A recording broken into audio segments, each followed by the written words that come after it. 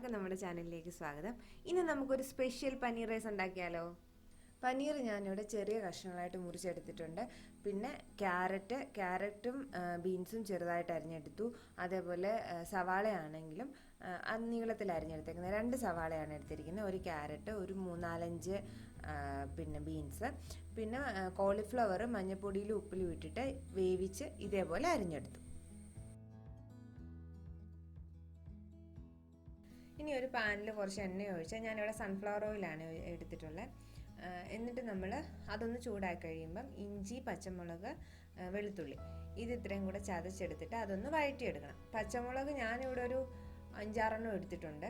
അത് നിങ്ങളുടെ എരിക്കനുസരിച്ച് എങ്ങനെയാണെന്ന് വെച്ചാൽ അളവ് കൂട്ടുകയോ കുറയ്ക്കുകയോ ചെയ്യാം. ഇഞ്ചി ആണെങ്കിലും ഒരു ചെറിയ കഷ്ണം ഇഞ്ചിയും ഒരു 3-4 അല്ലി വെളുത്തുള്ളിയുമാണ് എടുത്തിരിക്കുന്നത്. ഇനി ഇത് നന്നായിട്ടൊന്ന് വഴറ്റി അതിൻ്റെ ഒരു പച്ചമണം മൊത്തത്തിൽ നാക്കുളുക്കാതില്ല മാറുന്നിടം വരെ ഒന്ന് വഴറ്റിയെടുക്കാം. എന്നിട്ട് നമുക്ക് സവാള ഇട്ടിട്ട് അതും കൂടെ ചേർത്തൊന്ന് വഴറ്റാം. സവാള വഴറ്റുന്ന സമയത്ത് കുറച്ച് ഉപ്പും കൂടെ ചേർക്കുന്നുണ്ടേ. ഉള്ളിയുടെ കളറൊക്കെ ഒന്ന് ചെറുതായിട്ട് മാറിക്കഴിയുമ്പോൾ നമുക്ക് പച്ചക്കറികൾ ക്യാരറ്റും ബീൻസും അതിലോട്ട് നമുക്ക് ചേർത്ത് കൊടുത്താൽ അതും കൂടെ ചെറുതായിട്ടൊന്ന് വഴറ്റിയെടുക്കാം. ഈ കൂട്ടത്തിൽ തന്നെ നമുക്ക് പനീറും ചേർത്ത് കൊടുക്കാം. വേണമെങ്കിൽ പനീർ സെപ്പറേറ്റ് വറുത്തെടുത്തിട്ട് ഇതിൻ്റെ കൂട്ടത്തിൽ ചേർക്കാം. അതല്ലെങ്കിൽ ഇപ്പം ഞാൻ അങ്ങനെ ചെയ്യുന്നില്ല. ഞാൻ പനീർ ഇതിൻ്റെ കൂട്ടത്തിൽ തന്നെ ഇട്ടങ്ങ് വഴറ്റിയെടുക്കുക ചെയ്യുന്നത്. ഇത് നന്നായിട്ടൊന്ന് മിക്സ് ചെയ്തിട്ട് നമുക്കൊന്ന് അടച്ച് വെച്ച് വേവിച്ചെടുക്കാം. അപ്പോൾ ഇത് ഏകദേശം ഒന്ന് റെഡി ആയിട്ടുണ്ട്. ഇതിലേക്ക് നമുക്ക് വേവിച്ച് വെച്ചിരിക്കുന്ന കോളിഫ്ലവർ ചേർത്ത് കൊടുക്കാം.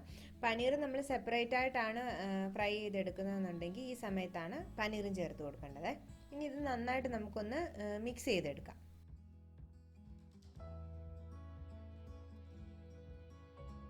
ഇനി ഇതിലേക്ക് നമുക്ക് ഗരം മസാല ചേർത്ത് കൊടുക്കാം. ഗരം മസാല ഞാൻ അപ്പം തന്നെ പൊടിച്ചെടുത്തതാണ്. അപ്പോൾ അതിനകത്ത് ഞാൻ കുറച്ച് കുരുമുളകും കൂടെ ചേർത്തിട്ടാണ് പൊടിച്ചെടുത്തേക്കുന്നത്. അപ്പോൾ പച്ചമുളകും കുരുമുളകും ആണ് ഇതിനകത്ത് എരിക്ക് വേണ്ടിയിട്ട് ചേർത്തിരിക്കുന്നത്. മുളക് പൊടിയൊന്നും വേറെ ചേർക്കുന്നില്ല. അപ്പോൾ നിങ്ങളുടെ എരിക്കനുസരിച്ച് അതിൻ്റെ അളവ് എങ്ങനെയാണെന്ന് വെച്ച് കഴിഞ്ഞാൽ കൂട്ടിയും കുറച്ചും അഡ്ജസ്റ്റ് ചെയ്തോളാം. ഇത് നന്നായിട്ടൊന്ന് മിക്സ് ചെയ്ത് കൊടുക്കുക. അതിനുശേഷം നമ്മൾ വേവിച്ച് വെച്ചിരിക്കുന്ന റൈസ്, ഞാൻ കറുവാപ്പട്ടയും അതേപോലെ തന്നെ ഗ്രാമ്പൂ, ഏലയ്ക്ക ഒക്കെ ഇട്ട് മഞ്ഞൾപ്പൊടി ഇട്ടിട്ടാണ് റൈസ് വേവിച്ച് വെച്ചിരിക്കുന്നത്. അപ്പോൾ അത് നമുക്ക് ഇതിൻ്റെ കൂട്ടത്തിൽ മിക്സ് ചെയ്ത് കൊടുക്കാം. ആദ്യമേ ഞാൻ പറഞ്ഞില്ലേ നമ്മൾ ഉണ്ടാക്കാൻ പോകുന്ന സ്പെഷ്യൽ പനീർ റൈസ് ആണെന്നുള്ളത്. നമ്മുടെ പനീർ റൈസിനെ സ്പെഷ്യലാക്കുന്ന സ്പെഷ്യൽ ഇൻഗ്രീഡിയൻ്റ് ആണിത്. തേങ്ങാപ്പാലാണ് ഇത്. തേങ്ങാപ്പാൽ ഒത്തിരി കട്ടിപ്പാലും അല്ല, എന്നാൽ ഒത്തിരി ലൂസ് പാലും അല്ല. ഈ ഒരു കൺസിസ്റ്റൻസിയിലുള്ള ഒരു പാലാണ്. ഒരു പാലല്ല, ഈ കൺസിസ്റ്റൻസിയിലുള്ള പാലാണ് ഇത്. 1 കപ്പാണ് ഞാൻ എടുത്തിരിക്കുന്നത്. ഇത് നമുക്ക് നമ്മുടെ റൈസിലേക്ക് ചേർത്ത് കൊടുക്കാം. തേങ്ങാപ്പാൽ ചേർത്ത് കൊടുത്തിട്ട് നമ്മൾ റൈസ് ചെറുതായിട്ട് ഇതുമായിട്ടൊന്ന് മിക്സ് ചെയ്യണം. ഒത്തിരി ഇളക്കി കുളമാക്കരുത്. ഒരു മയത്തിലൊക്കെ നമ്മൾ അതിനെ ഒന്ന് മിക്സ് ചെയ്ത് കൊടുക്കുക. ഇന്നിപ്പോൾ എന്നെ സഹായിക്കാനായിട്ട് അമ്മയാവുന്നത് എന്ന് വെച്ചാൽ വീഡിയോ എടുപ്പും കുക്കിങ്ങും കൂടെ എനിക്ക് ഒരു ഇച്ചിരി പാടാണ്, രണ്ടും കൂടെ ഒരുമിച്ച് മാനേജ് ചെയ്യും. അപ്പോൾ ഒഴിച്ചിട്ട് റൈസ് നന്നായിട്ട് മിക്സ് ചെയ്തു. ഇനി നമുക്കിതിലേക്ക് പുതിനയില, മല്ലിയില ഒക്കെ ആവശ്യാനുസരണം വാരി വിതറാം. എനിക്ക് ഇതൊക്കെ ഇച്ചിരി കൂടുതൽ ഇഷ്ടമുള്ള കൂട്ടത്തിലാണ്, ഞാൻ അത്യാവശ്യം കൂടുതലിടും. പുതിനയിലൊക്കെ ഓപ്ഷനല്ല കേട്ടോ, എൻ്റെ കയ്യിൽ ഉണ്ടായിരുന്നതുകൊണ്ട് ഞാൻ ചേർത്തു എന്നുള്ളതേ ഉള്ളൂ. ഇനി നമുക്കിതൊരു 2 മിനിറ്റ് സിമ്മിലിട്ടൊന്ന് അടച്ചു വയ്ക്കാം. അതിനുശേഷം തീ ഓഫ് ചെയ്തിട്ട് പിന്നെ ഒരു 15 മിനിറ്റ് കഴിഞ്ഞിട്ട് ഓപ്പൺ ചെയ്യാവും. അങ്ങനെ നമ്മുടെ സ്പെഷ്യൽ പനീർ റൈസ് ഇവിടെ തയ്യാറായിരിക്കുകയാണ്.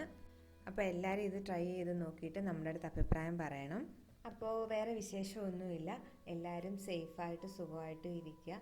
ഇപ്പോൾ കൊറോണയുടെ കേസസൊക്കെ ആണെങ്കിലും കുറച്ച് മോശമായിട്ട് വരില്ല. അപ്പോൾ നമ്മളാണെങ്കിലും അത്യാവശ്യ കാര്യങ്ങൾക്ക് വേണ്ടി മാത്രം പുറത്തിറങ്ങിയാലും എപ്പോഴും നമ്മുടെ കയ്യിൽ ഒരു സാനിറ്റൈസർ സൂക്ഷിക്കുക. അത് ഇടയ്ക്കിടയ്ക്ക് എടുത്ത് ഉപയോഗിക്കുക. അതേപോലെ തന്നെ സാമൂഹ്യ അകലം പാലിക്കാനാണെങ്കിലും അങ്ങനെ എല്ലാ കാര്യങ്ങളും നമ്മൾ വളരെ ശ്രദ്ധയോടെ കൃത്യമായിട്ട് ചെയ്യുക. പുറത്ത് പോയിട്ടാണെങ്കിലും നമ്മൾ വീട്ടിൽ വരുമ്പോൾ അവിടെ ആണെങ്കിലും നമ്മൾ സോപ്പിട്ട് കൈ കഴുകുകയും അങ്ങനെ ഡെറ്റോൾ ഉപയോഗിക്കുകയൊക്കെ ചെയ്ത് വളരെ സേഫായിട്ടിരിക്കുക എല്ലാവരും. അപ്പോൾ വേറെ വിശേഷമൊന്നുമില്ല. നമുക്ക് അടുത്ത വീഡിയോയിൽ വീണ്ടും കാണാം.